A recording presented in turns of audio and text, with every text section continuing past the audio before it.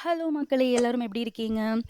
ரொம்ப நாள் ஆயிடுச்சு உங்கள மீட் பண்ணி. அதுவும் பவர் பிஐ இந்த டியூட்டோரியல் மூலமா மீட் பண்ணி ரொம்ப நாள் ஆயிடுச்சு. ஸோ சாரி நெறைய கேப் ஆயிடுச்சு. ஸோ பட் இனிமேலேருந்து கரெக்ட்டா ப்ராப்பரா உங்களுக்கு வந்து ரிலீஸ் பண்ணிட்டே இருப்பேன். பவர் பிஐ தமிழ்ல.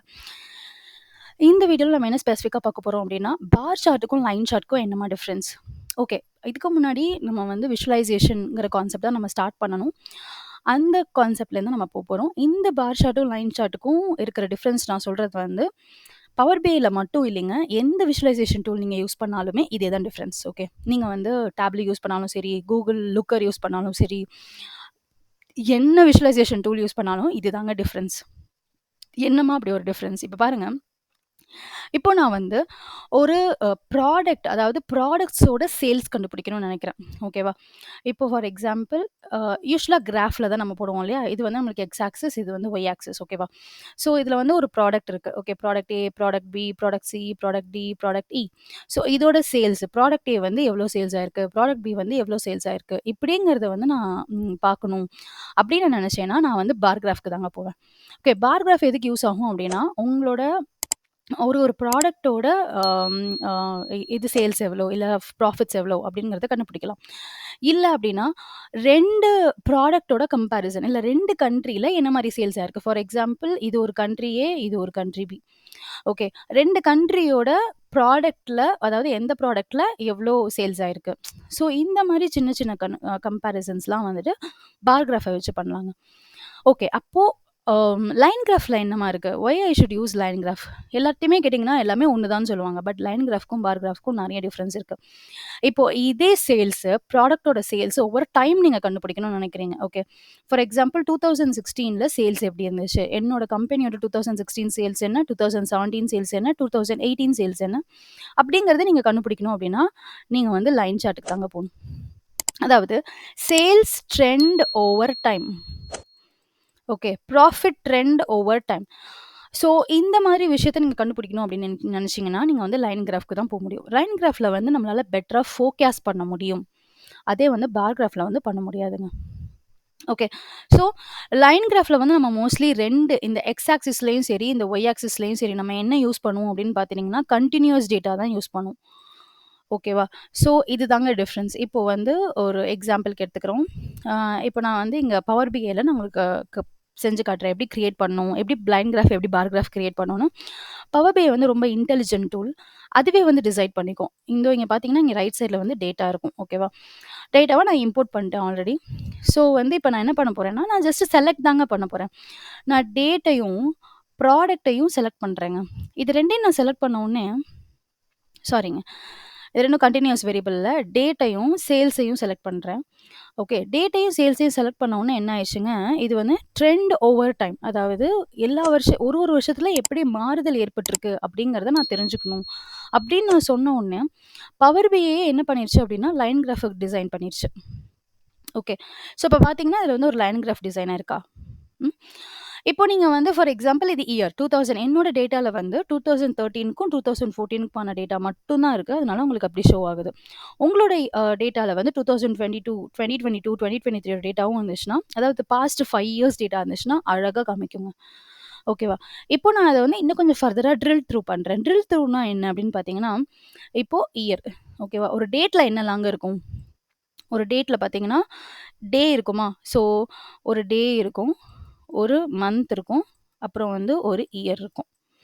ஓகேவா? இது எல்லாத்தையும் சேர்த்து தானே நம்ம ஒரு டேட்டுன்னு சொல்றோம் இல்லையா?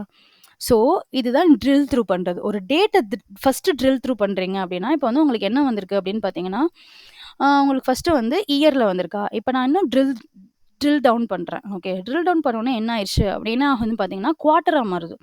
ஒரு இயர வந்து ஃபர்தரா ட்ரில் பண்ணீங்க அப்படின்னா, அது குவார்ட்டர் வைஸா மாறும். Quarter 1, quarter 2, quarter 3, quarter 4. இன்னும் கொஞ்சம் நான் ட்ரில் டவுன் பண்ணேன் அப்படின்னா, என்னவா மாறுதுன்னு பார்த்தீங்கன்னா, மந்த்தா மாறுது. Okay. January, February, March, April, May, June, July, August, September, October month. So இன்னும் நீங்க ட்ரில் டவுன் வந்து பண்ணீங்கன்னா வராது. ஏன்னா டே 1, டே 2ன்னு காட்ட ஆரம்பிச்சுரும். ஓகே. ஸோ வந்து அப்படி ட்ரில் டவுன் பண்ணாதீங்க. ஸோ மந்தோட வச்சுக்கோங்க. ஸோ இதுதான் ட்ரெண்ட் ஓவர் டைம். இந்த ட்ரெண்ட் அனாலிசிஸ் வந்து பார் கிராஃப்ல பண்ண முடியாதுங்க. ஓகே. ஸோ இப்ப இதோட ப்ராப்பர்ட்டீஸ் நீங்க போய் பார்த்தீங்க அப்படின்னா, என்னெல்லாம் ப்ராப்பர்ட்டீஸ் வந்திருக்குன்னு பாருங்க. ரைட் சைட்ல பார்த்தீங்கன்னா, உங்களுக்கு தெரியும். என்னெல்லாம் ப்ராப்பர்ட்டீஸ் வந்து பாசிபிள் அப்படின்னு பார்த்தீங்கன்னா, ரெஃபரன்ஸ் லைனு, எரர் பார், ஓகே. ஃபோர்காஸ்ட் கூட பண்ணலாம் நீங்க. இப்போ வந்து ஃபோர்காஸ்ட் பண்ணோம்னா, இதில டேட்டா வந்து அந்த அளவுக்கு எஃபிஷியன்ட்டா இல்ல. குவார்ட்டர் வைஸ் இருந்துச்சு அப்படின்னா, சம்டைம்ஸ் வந்து அது ஃபோர்காஸ்ட் பண்ற ட்ரெண்ட் லைன் காமிக்குது பாருங்க. ட்ரெண்ட் லைன் ஃபோர்காஸ்ட் ஆப்ஷன் காட்டுது. பார்த்தீங்களா? ஸோ ரைட் சைட்ல பாருங்க. இது வந்து லைன் கிராஃபோட ப்ராப்பர்ட்டீஸ். வேற என்னலாம் நீங்க ஆட் பண்ணலாம் அப்படிங்கிறதுக்கான ப்ராப்பர்ட்டி இது. ஸோ, இப்போ நான் வந்து ட்ரெண்ட் லைன வந்து எனேபிள் பண்ணி விட்டேன் அப்படின்னா, இதான் ட்ரெண்ட் லைன். அதாவது இந்த டேட்டா ஆல்ரெடி சாம்பிள் டேட்டா வந்து பவர் பிஐல இருக்கிற டேட்டா.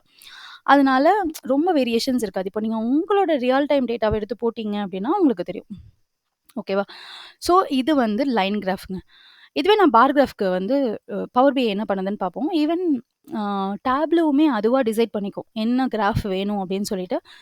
பட் என்ன பொறுத்தவரைக்கும் பவர் பிஐ வந்து பெட்டர் தென் டேப்லோ. ஓகே. இது எதுவும் எங்கேயும் வந்து ரெஃபர் பண்ண ஒரு விஷயம் இல்ல. பட் ஐ ஃபெல்ட் நான் 2மே யூஸ் பண்ணதுனால, எனக்கு பவர் பிஐ வந்து ரொம்ப ஃப்ளெக்சிபிளா இருக்கும். இப்போ நான் என்ன பண்ண போறேன், ப்ராடக்ட்டையும் ஓகேங்களா?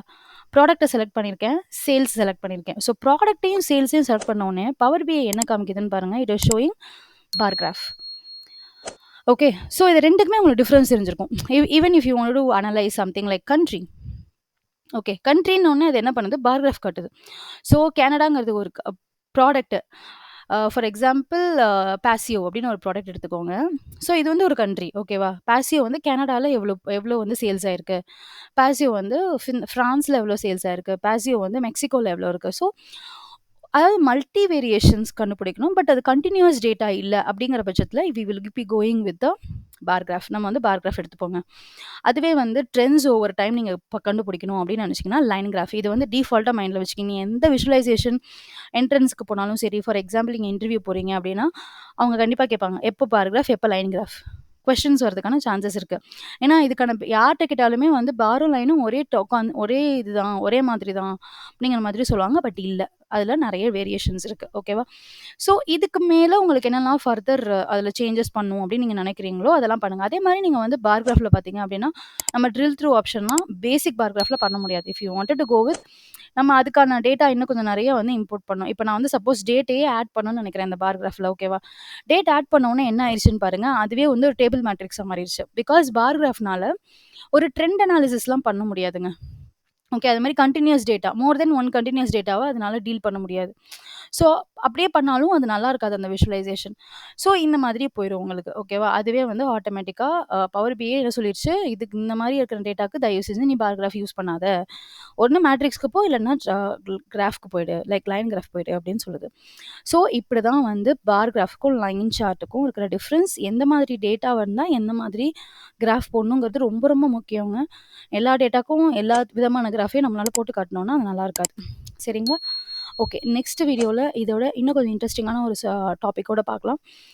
ETL பார்ட் வேற என்னென்ன கான்செப்ட்லாம் உங்களுக்கு கவர் பண்ணணும்னு சொல்றீங்களோ, ப்ளீஸ் உங்களோட இத வந்து உங்களோட டவுட்ஸ் வந்து கமெண்ட் பண்ணுங்க. உங்க டவுட்ஸ நான் கிளியர் பண்ற அளவுக்கு எனக்கு தெரியும் அப்டின்னா, நான் உங்களுக்கு உடனே கிளியர் பண்ணுவேன். தெரியல அப்டின்னா, நான் கத்துக்கிட்டு நான் கிளியர் பண்றேன். நன்றி, வணக்கம். நெக்ஸ்ட் வீடியோல பார்க்கலாம்.